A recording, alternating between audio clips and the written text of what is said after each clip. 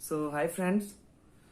आज के इस वीडियो में मैं बात करने वाला हूँ टू मोड्स ऑफ थिंकिंग और टू मोड्स ऑफ रीजनिंग।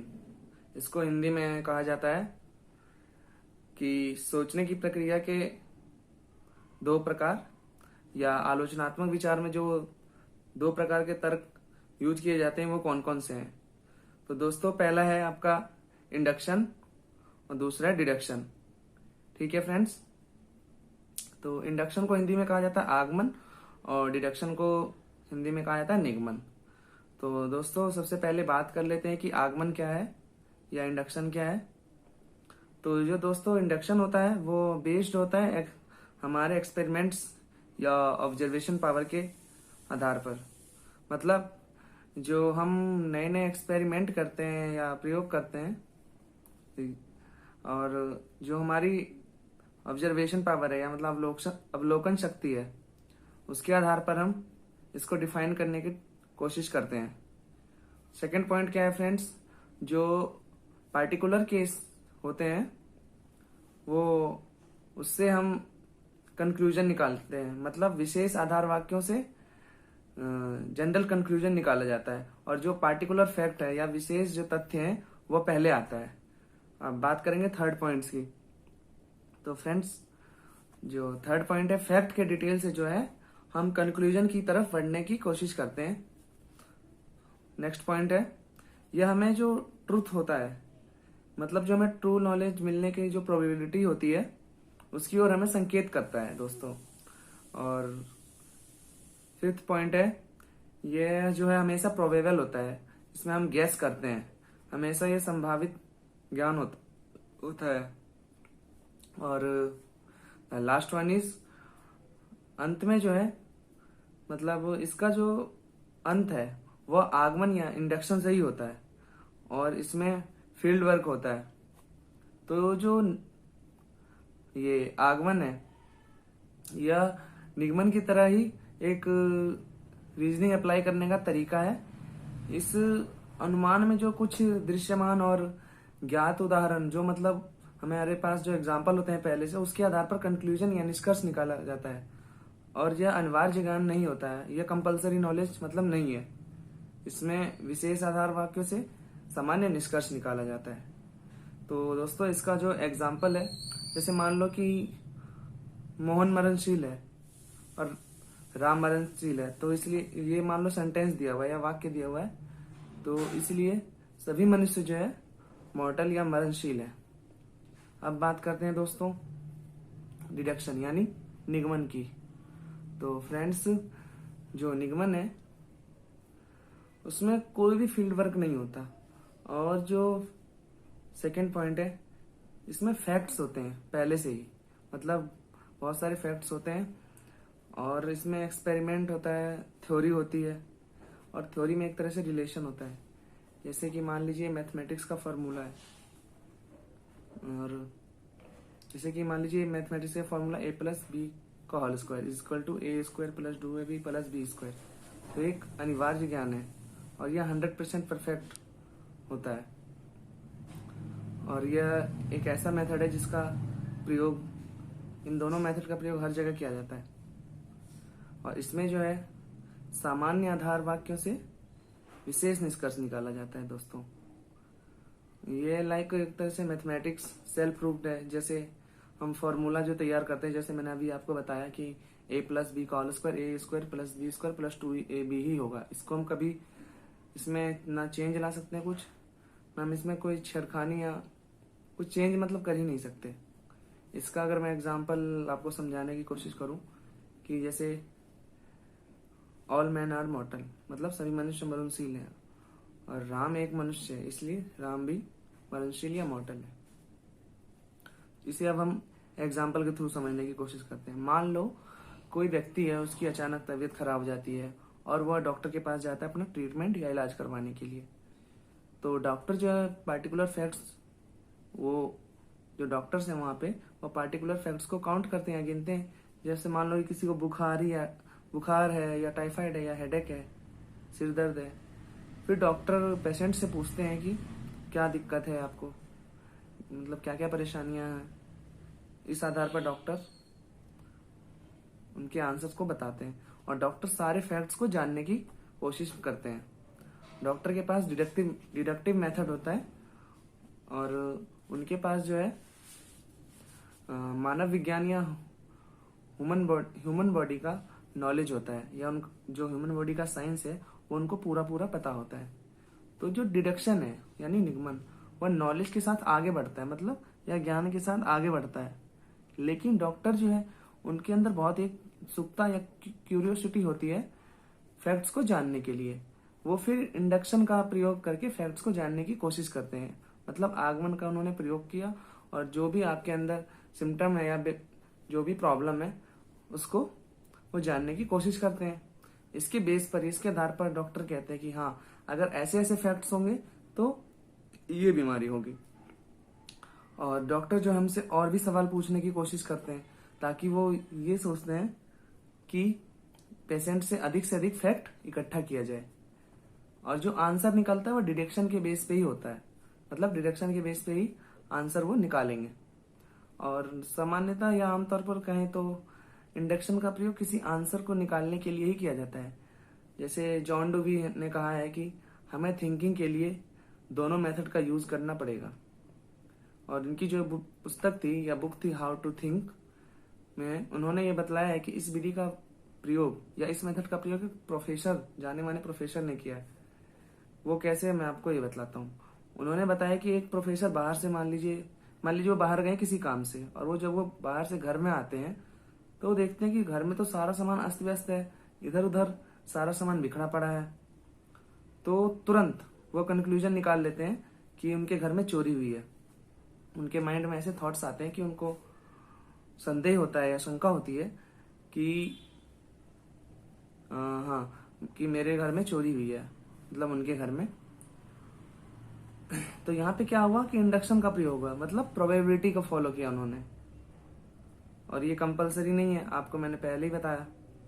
तो इसमें क्या हुआ, तुरंत कंक्लूजन पर वो पहुंच गए। फर्स्ट पॉइंट जो नोटिस करने वाली जो बात है यही है कि उन्होंने तुरंत ये सोचा कि चोरी जरूर हुई होगी, तो तुरंत कंक्लूजन पर पहुंच जाते हैं। फिर सेकंड पॉइंट क्या है फ्रेंड्स, कि उनके मन में यह ख्याल आता है कि कोई बात नहीं, चोरी नहीं हुई है, बच्चों ने सामान इधर उधर कर दिया होगा, तो क्यों मैं पुलिस को कॉल करूं, मैं खुद ही देख लेता हूं। उन्होंने ऐसा सोचा। इसमें थर्ड पॉइंट क्या है कि जो स्टेब्लिश फैक्ट होते हैं उनको देखने के बाद फिर वो घर में जाते हैं, इधर उधर देखते हैं कि गोल्ड, सिल्वर, इम्पोर्टेंट डॉक्यूमेंट गायब हुई है या नहीं। फिर दोस्तों इसमें फोर्थ पॉइंट क्या आता है कि फिर वो अंत में मतलब डिडक्शन का ही प्रयोग करते हैं या रीजनिंग अप्लाई करते हैं, तर्क करते हैं कि नहीं, बच्चे तो छोटे होते हैं, ये उनका काम नहीं है, जरूर किसी ने चोर ने चोरी की होगी घर में आकर। फिर घर में वो इधर उधर देखते हैं और उन्हें दिख जाता है या पता चल जाता है कि खिड़की खुली हुई है और सामान जो है, सारे सामान चोर लेकर भाग गए। इस प्रकार वो एकदम सही डिसीजन पे पहुंच जाते हैं, मतलब वो एकदम सही डिसीजन ले लेते हैं। ठीक है फ्रेंड्स, और एक